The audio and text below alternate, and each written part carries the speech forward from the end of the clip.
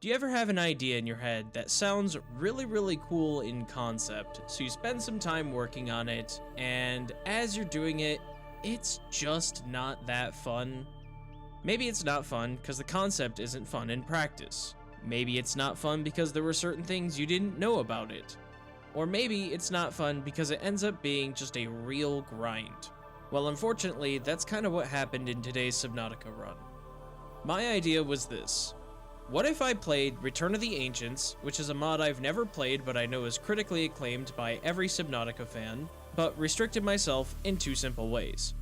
One, I would use only a single modded vehicle and no other vehicles, thus making me more exposed to whatever Return of the Ancients adds.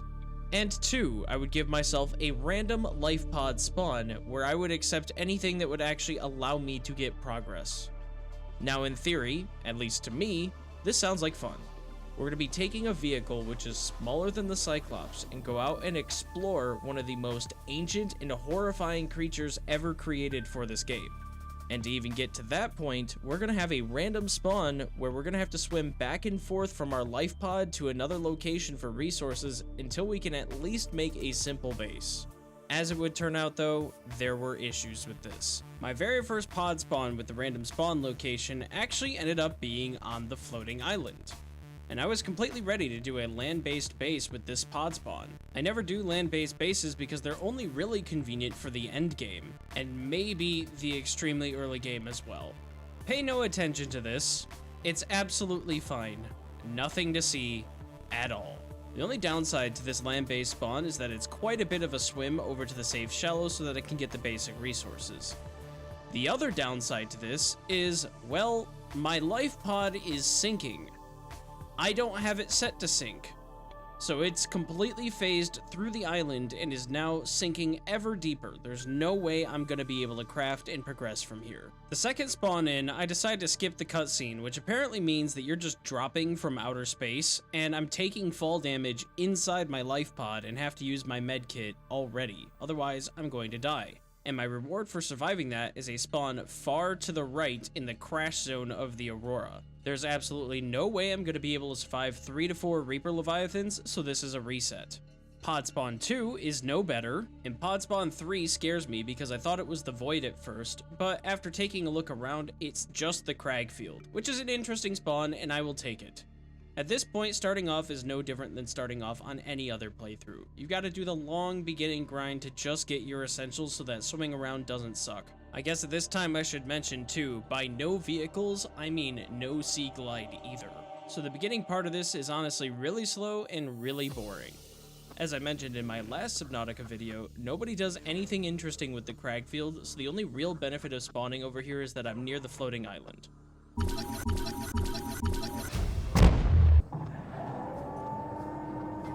Minor tectonic activity detected. Since my first spawn had me think of building a land base, I decided I'm going to add one more thing to this and only allow myself to build glass base pieces, which means I can't make the multi-purpose room or any of the reactors. This also means no reinforcement of any kind, so if I want to build a base down deep, I'm probably going to have flooding. So that means I'm basically forced to have a land base. Not being able to build any base parts means growing underwater plants is going to be a little weird, and I'm trying to come up with something, but I'm at a loss of ideas right now, so for now we're going to abandon that and go to the quarantine enforcement platform. While I don't really want anything from over there, it'll be nice to activate the teleporter so that I can teleport to the northern part of the map at any time I want, since I'm literally on the opposite side of it here. It doesn't take me long to break my own legs in here, and also notice that there are some new data downloads from Return to the Ancients in here, which is really interesting, though I have no clue what this is for, and I'm not sure I want to investigate it much further right now. I take the teleporter back over to base, and then get the interesting idea that maybe I can connect 2 glass compartments with a vertical tube. I've never really done this because I don't usually use glass pieces that much, and it does not work. Doing this for whatever reason though allows you to build a compartment next to another compartment even if they don't connect like these glass pieces, and now I suddenly have an underwater base segment and can build like this if I want to. I do have an issue with crush depth here, but I can use this as a base or at the very least use this as a platform for growing things. After about 45 minutes of farming, I decided to go down directly underneath the floating island because I realized that's something I've never really done before. I know that it's approximately above the Grand Reef or Sea Treader's Path, but I'm not exactly sure where, and it actually turns out to be closer to the Sparse Reef than I thought. While I'm down here, I notice this giant reefback skeleton, and get a prompt from the PDA telling me that there's some empty remains of a reefback and that it helps the ecosystem. This has to be from Return of the Ancients, and I'm totally here for it, but as far as I know, there's not supposed to be any gargantuan leviathans in the Sparse Reef, but I don't actually know that for sure, so I'm gonna swim back up to the surface for a minute and compose my thoughts for a second. So as I mentioned before, I do have a submersible that I can use in this playthrough. That is the Blossom from the Blossom mod. Now the mod page does tell you where to find the pieces for the Blossom, but I don't want to look that up yet. I want to see if I can find it myself. That's going to force me out of my comfort zone and to search into areas I otherwise wouldn't normally search. It'll basically be like playing Subnautica all over again looking for the Cyclops pieces, which I really love the prospect of. Searching these places, though, takes a lot of oxygen, which I do not have because I don't have a submersible, so I'm going to be growing brain coral, because that makes sense, but I'm going to use that to be able to explore these deep areas. It just takes a long time for it to grow. Once the brain coral does grow up and start producing oxygen, though, I gotta place beacons at every single spot I need air at, that way I know where to swim to when I start to drown. Now you might be thinking to yourself, is there a better way to be doing this? Probably, but I'm a bit lazy, and lazy means I don't want to put any more effort into things than I have to. Right now, I have to swim everywhere with my hands and flippers. It's not a lot of fun. My options for extending my breathing time are make an air pump and connect pipes all the way down to wherever I need to go, or make extra air tanks that will slow me down with the more air tanks I'm carrying. Neither of those are really good alternatives to having to wait for brain coral and swimming over to brain coral, so this is kind of the lesser of the three evils, and it only cost me 2 titanium to do this.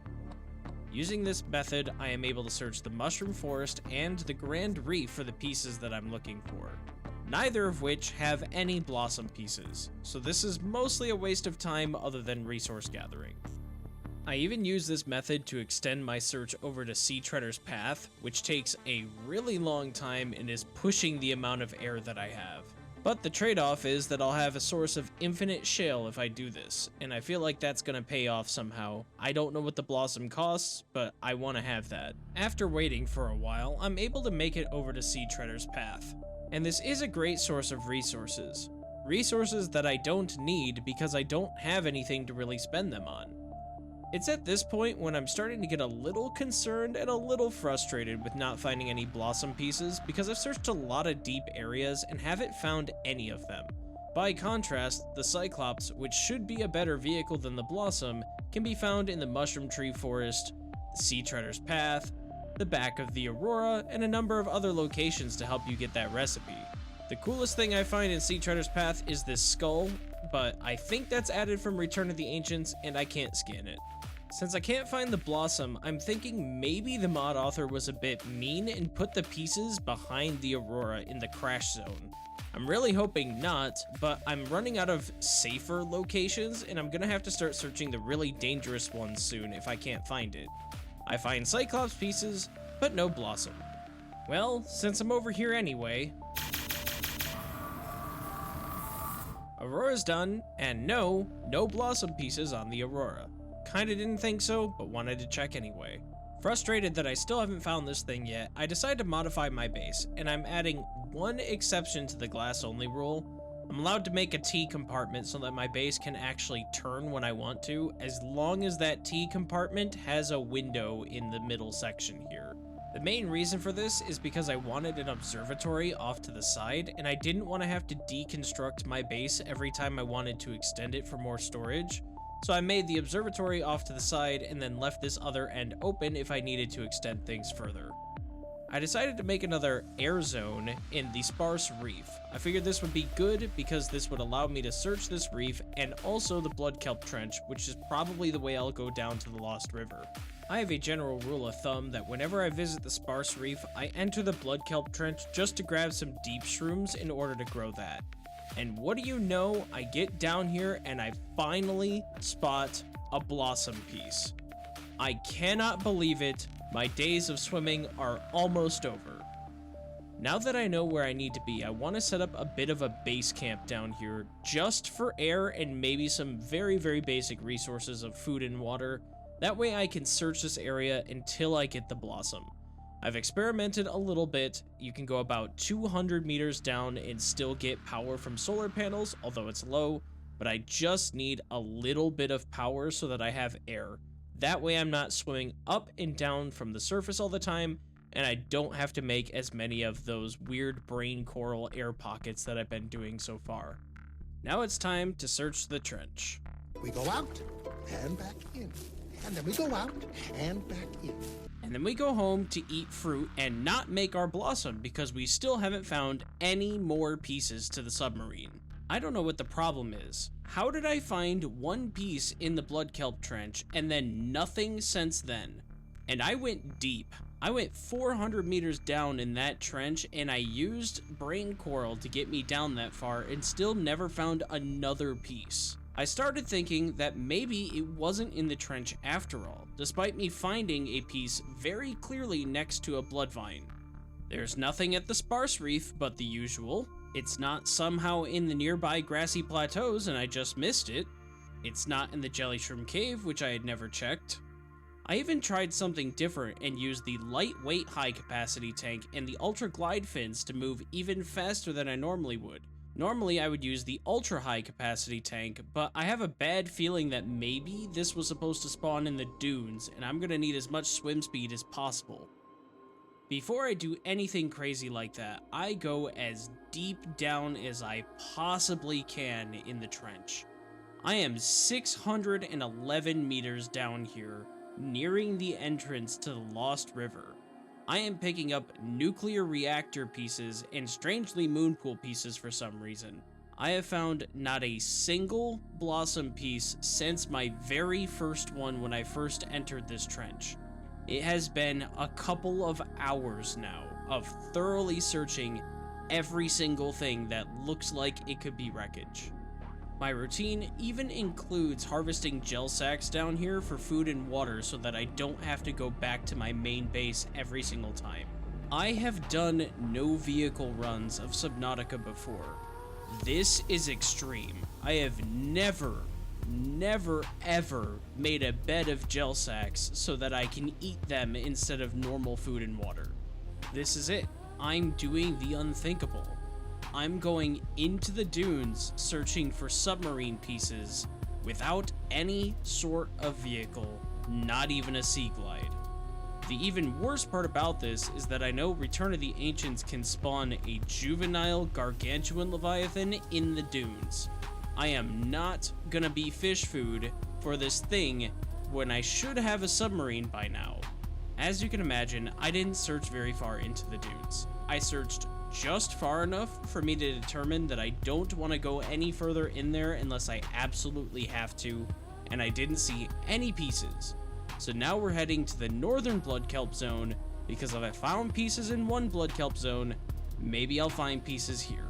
There's just one problem with this. I happen to know from my adventures in creative mode, checking to make sure the mod's working, that a juvenile gargantuan leviathan likes to live here as well. This is a problem for somebody who doesn't have a submarine and will not be in creative mode for this. Even though I never heard the gargantuan leviathan, it took every ounce of willpower I had to swim down here and make this little base. I am not looking forward to this mess that I'm getting myself into right now. I am always clinging to the walls and keeping my head on a swivel when I'm around here, but despite my efforts, I still see 0 blossom pieces in this blood kelp zone. I've also not heard the gargantuan roar once, and I can't tell if this is because I haven't done something in Return of the Ancients to make it appear, or if it's an audio bug similar to how Reaper Leviathans have where they're silent and not making their roars, but I'm not enjoying this at all, and it's time for me to consult the mod page.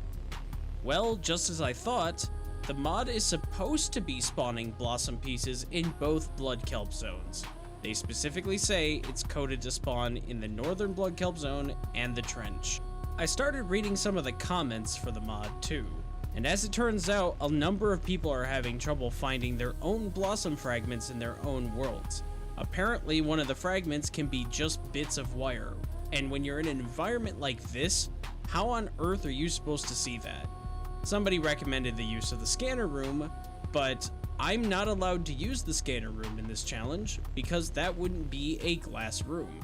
Now, I know modders do everything for free, and I do not want to criticize a mod or a mod author for trying their best on something, but I don't know how it was a good idea to have bits of wire be your scanning fragment when you obviously have other pieces that you can use. Since I didn't find that, I found a big piece.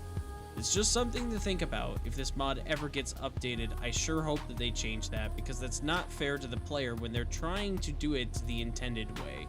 I would also recommend increasing the number of pieces that can spawn for this, because if it's going to take 5 scans to build it, there should probably be close to triple the amount of those fragments in the game somewhere that people can find just in case they miss some. Because if you think about it, for something like the Cyclops, you know how many extra engine, bridge, and hull pieces there are in the game? It's there to make sure the player can find all the pieces no matter where they go and what they're searching for. Based off of where the pieces are located, it feels like the mod author really wants this to be more of an endgame vehicle and something that's close to the Lost River entrances. If that's the case, I would personally recommend also adding some pieces to the Bulb Zone and the Deep Grand Reef by the Degassi base down there, so that players will run into pieces no matter which way they choose to progress the story. There are 4 entrances. It doesn't really make sense to only have these pieces by 2 of those entrances if that's what you're intending. After searching in both blood kelp zones, knowing that that's where I needed to search for 3.5 hours, I decided it was time for me to just unlock the recipe for the Blossom. At this point, I had every other recipe. I had Cyclops, I had Nuclear Reactor, I had Prawn Suit, Grapple, Drill, Torpedo, Propulsion Arms, everything. I didn't have the Blossom pieces. Now, the Blossom requires a Mesmer as part of its crafting components, and that's really cool and really creative, and I love that. It's just not compatible with this run at all. So I decided to grab every other piece that I could, and I even found myself a Mesmer egg. I just couldn't hatch it. So I turned my game into creative mode for a second to build the Blossom, and then put it back in survival mode and threw out the components that I needed to craft this thing once I had it at my base. This is a top tier design submarine though. I absolutely love this, and I think this idea of being able to mesmerize other creatures with a ship of your own is really cool. That animation for entering is a little bit weird, but you know what? I'll make do with it. I'm really happy that I have this thing, and I'm excited to use it. One of the other mods I got is the all-in-one fabricator, because Vehicle Framework has its own fabricator, Return of the Ancients has its own fabricator, the Cyclops has its own fabricator, and that's required for the Neptune rocket, and then there's the base fabricator and the Vehicle Upgrade Console fabricator as well. This is ridiculous. I already feel like the main fabricator should do every crafting recipe. I don't understand why it's split up, so this mod is a godsend and is going to be required for me to beat the game if I want to take the Neptune rocket. Now let's talk about the Blossom now that I actually have the vehicle and can use it for the first time ever. Immediately I noticed that this thing feels a little slower than a Seamoth. I don't know if it actually is, it's probably about the same, but it does feel slower. Next, its initial crush depth is only 200 meters, which is a little weird considering you're going to want to mesmerize a bunch of fish species and collect eggs. You're probably going to want to be a little bit lower than 200 meters to start, because that's where some of the more rare fish species appear. I don't think it's too bad of an issue though, because they have depth upgrades, but 200 feels a bit weird for something that's bigger than the Seamoth. It's kind of in between a Seamoth and a Cyclops. But then my final note is, as you may have just seen, this thing has to be perfectly horizontal with the bottom of the seafloor in order for you to exit. It also can't be moving at all, and that feels really awkward. There's nothing more frustrating than when you just want to get out and see if that piece of scrap metal is useful, or if that thing that looks scannable is something you haven't acquired yet, and you have to stop, you have to level out, and then you're allowed to exit your ship just to return in 3 seconds to pilot it again. This isn't a feature that I actually dislike. I think it's kind of cool that you have to level out. But the only problem is I have no idea if I'm level or not unless I'm in a specific region that allows me to see the top or bottom of the ocean very easily. I think what would be really cool to add to this if you're going to have a feature like that is an attitude indicator. The thing that they use in aircraft to determine if they're level with the horizon or not. Something like this would be a really awesome feature inside the Blossom and in all the submersibles in Subnautica. I think it's not a bad idea to have to be level, it's what makes sense to me, but it doesn't really help that there's no indicator on your HUD whatsoever. Alright, level 1 upgrade is complete. Now I can put this inside the Blossom and see that I get a 300 meter depth instead. Really? 300 meters for the first upgrade? I don't think that's accurate. I don't really like that, I'm gonna be real. For the cost of making that versus the depth that you get, I'm not really a fan. I feel like that should be at least 500 meters because I'm assuming this vehicle is meant to go to the end game. Now I know that Blossom uses Nautilus and vehicle framework for some of it, so I can't even say that this is necessarily the fault of the Blossom. I'm gonna be real, I've never used vehicle framework and had any other custom vehicle, so I don't know if that's standard with that mod. But I know that it's the vehicle framework console that makes the depth upgrades for the vehicles, and Blossom uses that. So maybe 200 and 300 are the correct numbers for any vehicle added through vehicle framework, but I personally just don't agree with that upgrade for something like this. I think it should be more, considering that this is slower and more expensive to make, and you're supposed to be scouting for sea life. It just doesn't quite feel right to me. Maybe there's a way to adjust that, I'm not sure. Upgrade number 2 doesn't cost that much, so I jump into that and I get a crush depth of 600 meters. Okay, that's much better, honestly. I don't really have any problems with that. Though, my next upgrade is upgrade number 3, and the resources for that are not 600 meters down. They are more like 800 to 1,000 meters down. So how am I going to get deep enough to get kyanite when I can only go 600 meters down for air? I already know what I'm going to have to do because I tried to do it just getting the components for the Blossom. So I'm not going to do that right now, and instead I'm going to try to use the Blossom's new Mesmerizing ability. I quit out of my game for a second though and made sure that my settings were set so that I could get the upgrades for scanning leviathans with this thing. I really wanted to try that, but I don't remember seeing any upgrades anywhere. Now having checked, there should be upgrades for this thing to allow me to scan leviathans that I never found. So maybe I have to keep searching for the upgrades. Maybe they are separate data boxes or pieces in order for you to get those. I'm not sure. But now that I can go 600 meters down, it's time to explore the northern blood kelp zone to see if I find any other pieces for the Blossom that I might have missed. I still didn't find anything, but I did see the ghost leviathan, and I had to let the intrusive thoughts win. This thing is a leviathan. This is a new vehicle. I don't know how much damage a ghost is going to be able to do to this, but if I'm ever going to face a gargantuan, I should probably find out. So we're gonna make some friends. That doesn't seem correct. That only did like 4 damage to me. Maybe that's right. I don't really know. I don't have any other upgrades that I know of. And by the way, still no juvenile gargantuan. Haven't seen it, haven't heard it, and I've been around. Oh, but wait a minute. What is... Oh, it's the ghost leviathan. Okay, well, this is kind of cool. There's a ghost leviathan skull here. Has to be added from Return to the Ancients. Does that mean that juvenile is around here somewhere? Yeah, let's hunker down and search one more time. I don't like this. I don't want to get out of this thing, but I have to see what this skull has. Nothing. Neat. So this is just a really cool skull in a really dangerous area surrounded by 2 leviathans that I can't scan yet. Alright, time to leave. Not having found any upgrades, I head to the Lost River. This is when things are gonna be tedious and dangerous at the same time.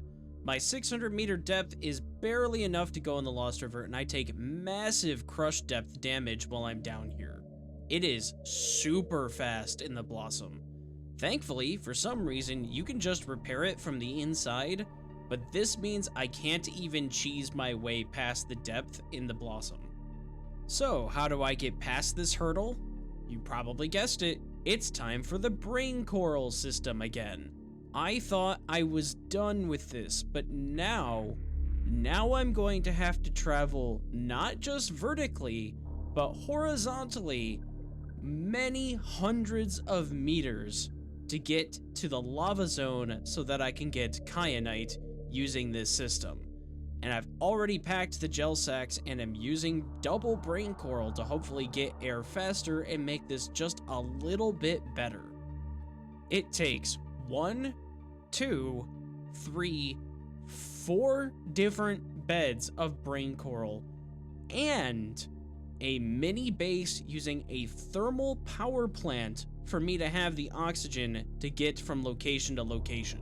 I literally have to leapfrog my thermal power plant base through the lava zone so that I can have an air source of some kind. This is really bad. There are times where all I'm doing is waiting for brain coral and gel sacks to grow so that I can continue on to the next zone. I swear this didn't always used to be the case, but none of the kyanite in here is able to be grabbed with your hands. Though there is one spot, which is inside the lava castle, where you can grab loose kyanite. Normally you would need the drill arm. But that's gonna lead to my next problem. How do I not get eaten by a sea dragon while I'm down here? What's the magic solution? Prayers. Okay, 1, 2, 3 kyanite later, and let's get the hell out of here. Alright, upgrade number 3 is done. 1700 meter crush depth. Why is that nearly triple that of upgrade 2? I don't understand why that's such a huge jump. After all this time, I still don't have the Blossom upgrades, and I looked it up online in the comments section for the mod, and apparently this is an ongoing issue, so I'm gonna resort to spawning them in. They were supposed to unlock when I got the Blossom blueprint, but I didn't get it legitimately because I couldn't find those either. And I don't have the patience to go farm all the materials for these. I want to try to hypnotize a Reaper Leviathan. My first victim is the one that patrols by the Aurora Bow, the one you're most likely to run into if you're going to be down here in any sort of vessel. I figure this is great, so I have the fins open, I have my upgrades, I even have the scanner upgrade so that I can scan a Reaper. He finally aggroes onto me and I'm able to get the scan. It's worth noting that the Blossom is much slower when you have the fins out like this, but this is really cool. I have no idea what happens when he gets close to me, so I'm a little scared, but I'm pretty sure the Blossom can handle this based off my test with the Ghost Leviathan earlier. After some time, he finally approaches and he's up next to me. I'm not being grabbed, which is interesting. I thought I would have by now. The scan finally goes through on the Reaper, and yes, he's terrifying here at night, but I got him. So I try to back up, but he is always approaching me, and I don't think there's any good way to get out of this situation now that I'm in it. I thought maybe he would lose aggro or something and go away from me after a time, but no. So I put the fins away, he immediately grabs me and starts shaking me around, but I'm able to tank the damage and get away safely. The next test is back at the Northern Blood Kelp Zone with the Ghost Leviathan I ran into earlier. I want to see what this does because the Reaper has a grab animation and the Ghost doesn't, so I wonder if that has something to do with the fact that I didn't take any damage when he got up near me.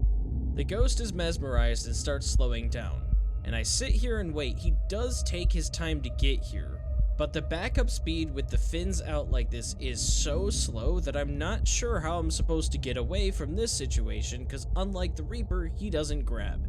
He reaches me and does 30 damage. multiple times now, and I realize that I'm going to lose this blossom. There is no way out of this. I try to back up, but he destroys it. I don't know what I'm supposed to do in that situation. How do you win? How do you get out when you're doing the scanning thing with the blossom? There's a weird indicator to repair the ship as my fish escape their aquarium, but no, repairing this doesn't fix it, and I am not losing all of this progress I got to make this thing, so I resort to spawning in another blossom.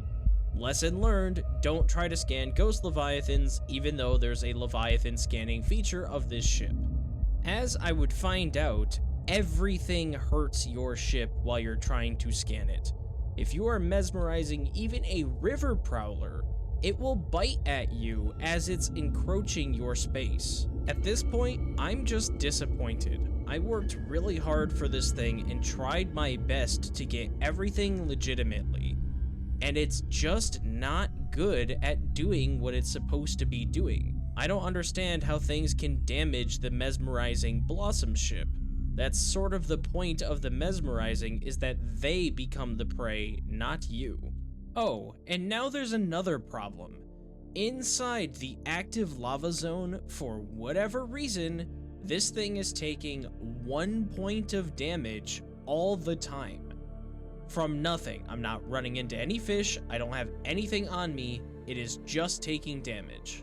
I do try to use the scanning feature to get the sea dragon leviathan, and because they have such a large turn radius, I think that he can't really get me. He's just very slow, and I'm able to get the scan from him pretty easily. But the next problem is now, this thing has taken some damage, and it's constantly taking some sort of tick damage while I'm down here. How do I keep this safe while I explore the alien research facility down here?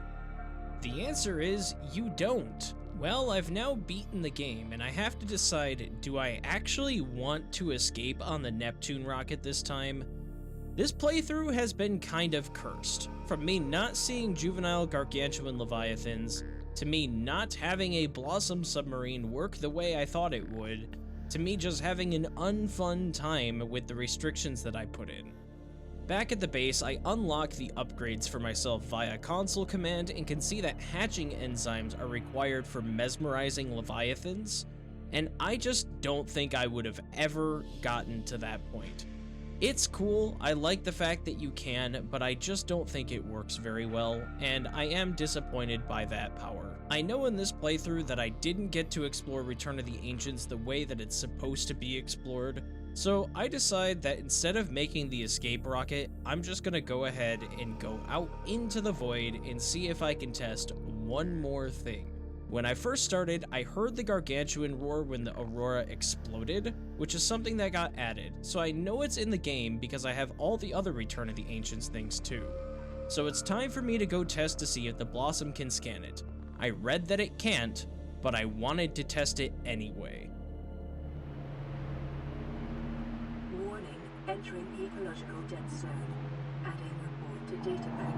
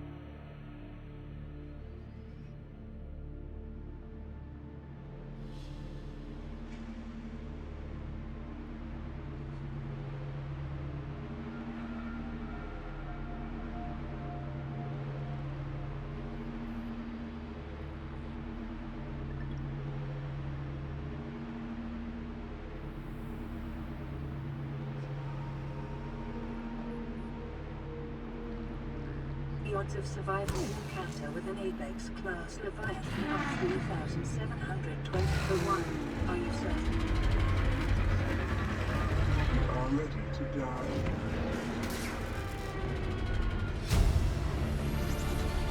Integrated blue radiation acquired.